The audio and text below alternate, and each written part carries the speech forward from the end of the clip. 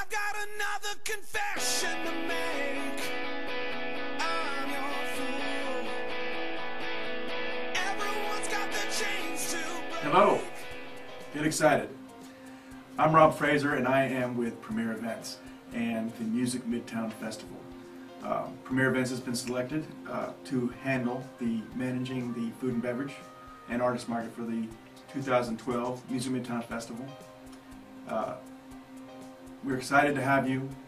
We're excited to have you be a part of our team. Thank you for working, and we look forward to having a great time at the event.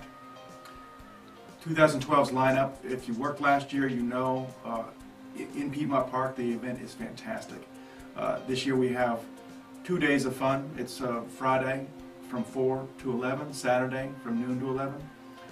And we're looking forward to a great lineup. We've got Pearl Jam, we've got the Foo Fighters, we've got the Avett Brothers, Florence and the Machine, T.I., Girl Talk, Ludacris, Neon Trees, Garbage, Joan Jett, Adam Ant, and several more bands. So it's a very complete lineup.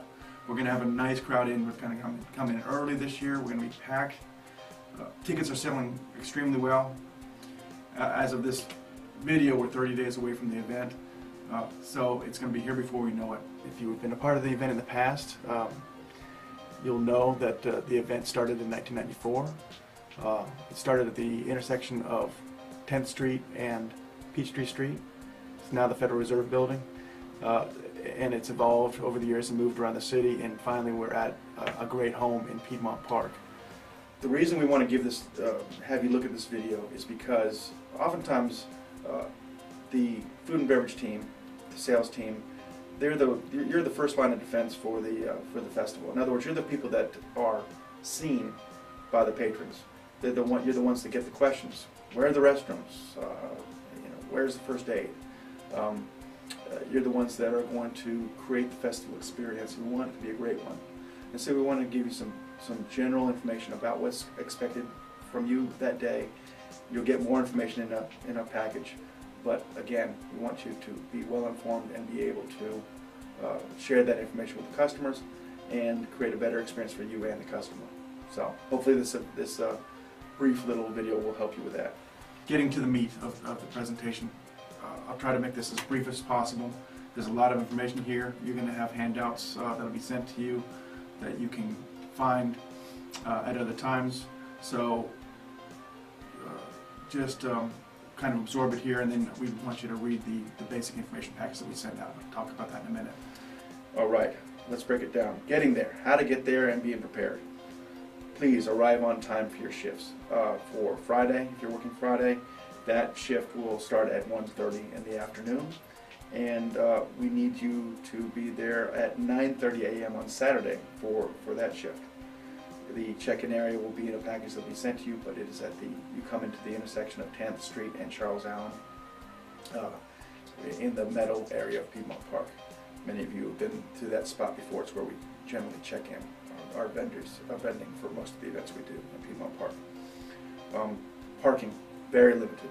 Please consider taking MARTA, or consider taking coming in a carpool with other people. That's going to be your best bet. We have very limited parking in the area. If you do drive, please try not to park on a curb that is blocking a driveway or in an area that says no parking. Be very conscious of where you're parking, because you will be towed if you're parked in the wrong area. We don't want you to come out at the end of the night and not have your car. That would just suck. So give yourself plenty of time to find that parking. If you take MARTA, it's a few blocks walk. You'll need a little bit of extra time to make that walk. But we need you to at the check-in area in time to check through, get you into your location, get you acclimated before the gates. What to wear? For those of you who work with us other times throughout the year, you might have a Premier Events staff t-shirt, and we'd love for you to wear that. If you don't, we'd like you to wear a non-logoed plain shirt. That way, we're not competing with logos that compete with our sponsors. We may have sponsor t-shirts for folks to wear, but we don't know that at this time. So plan on wearing a plain t-shirt, non-logoed. Also plan to wear closed-toed, comfortable shoes and comfortable clean, non-ripped shorts or slacks. Also be prepared for weather. You need to have a jacket just in case it gets chilly in the evening. Just look at the weather before you're coming. If there's a slight chance of rain, which I don't think there will be, you need to have some sort of, you might have to have some sort of rain jacket. What to bring? For yourself, the jacket, you can bring a cooler, a small cooler with personal sandwich or something, in case you get hungry, snacks, that sort of thing. Not big coolers though, just something small and personal. Bring a pen, bring a bottle opener and a wine opener. A non-branded, no-labeled tip jar is okay. And I mentioned the snacks. Check-in. The event is broken down into 5 zones that we are designating for beverage operations. One of the zones where your tent is, you'll have a tent manager and a zone manager and a bar back manager. So there'll be 3 supervisors for you to go to in your zone and your tent location. When you check in, you'll be checking in with your zone manager, who will then organize you and take you to your location where your tent manager will already be and will have already done your inventory, and will show you all of the product, pricing, that sort of thing, and get you set up and organized for your shift. You should have everything you need on site as far as product, supplies, everything except for the few things you need to bring on your own should already be at your location. When you check in each zone, you should know your zone through your tent captain. Should have already told you which zone you're in, so you can go right to that table where your check-in is for your zone. So if you're in zone 5, for instance, you go to that table, and that's where you'll find your name on the list. And our job will be to get you in quickly, and then let you get settled, and then let you have a great time and sell a lot of beverages for us. During the event. Key during the event is to have a good time while you sell. We want you to sell as efficiently and as responsibly as possible. Lines will back up. We want to do what we can to reduce those lines. Just work with your tent manager. We're going to give you some instructions on how to move those lines quickly. That's key. Let's organize ourselves so that if we might need to work in teams, one person taking the cash, the other person getting drinks, whatever system we designate through the tent managers, we want you to try to work with that system, because there's a reason for it. It's worked. We want to be cognizant of keeping your tip jars cleaned out. Make sure that you pull tips and get those recounted for change, and that they're not targets for theft. And we want to make sure your cash drawers are behind you inside the tent or below on a double table system, which we'll show you on site. But keep those out of reach of patrons as well, because we don't want any theft or any we don't want any temptations, let's say. Some important things: every single time you serve a customer, you need to ask for an ID. You need to ask for that ID, and you need to look at it closely, and you need to pay attention to the date on it. And you need to make sure that the person you're looking at on the ID is the person that's standing in front of you. Born on date is now September 21st or 22nd, 1991. And there's no exceptions. If they're born after that, they can't be served alcoholic beverages.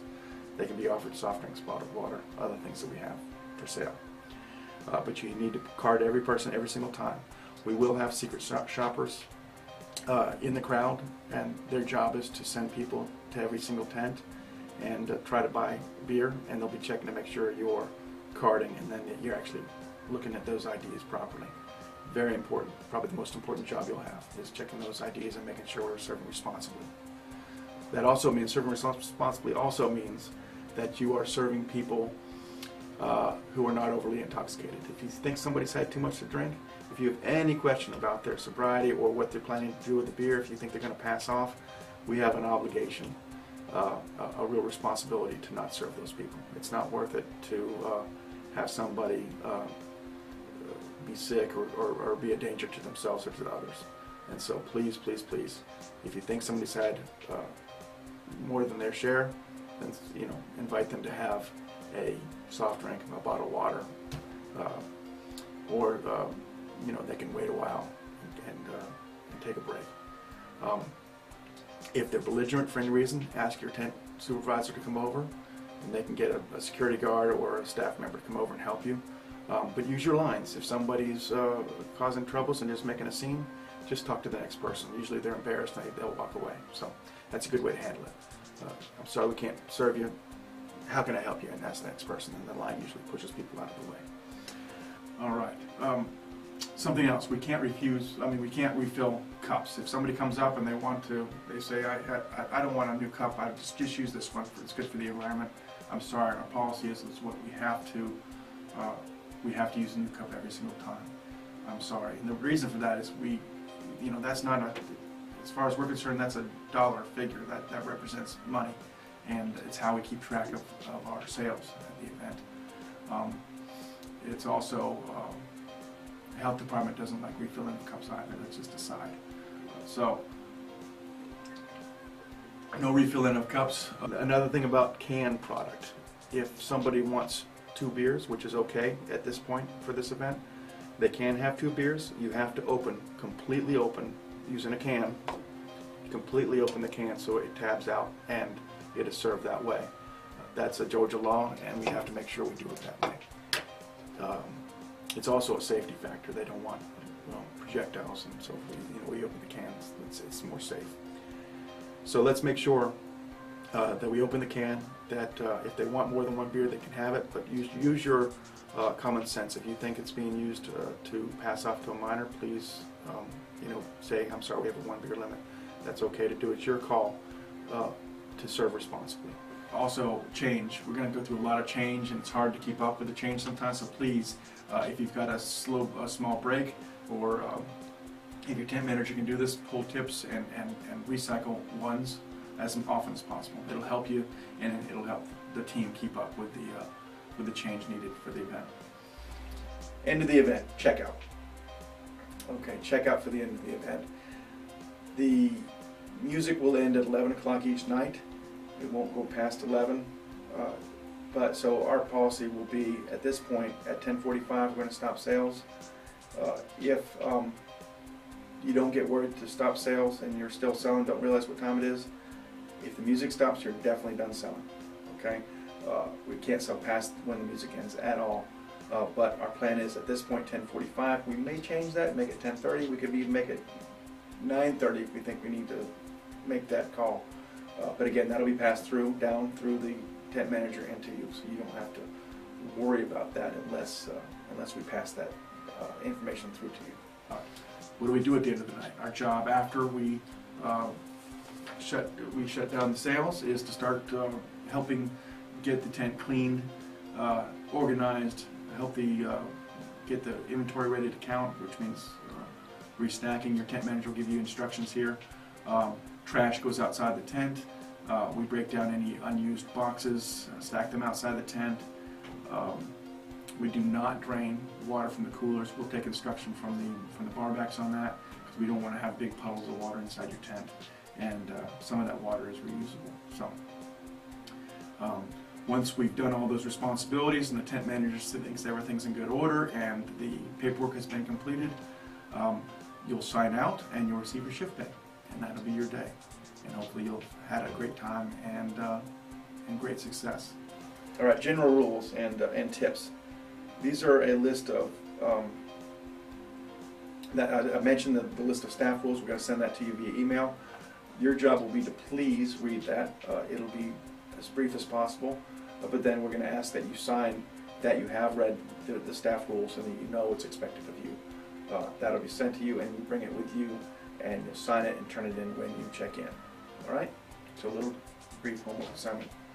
Please drink plenty of water. We'll provide water inside the locations. Please stay hydrated.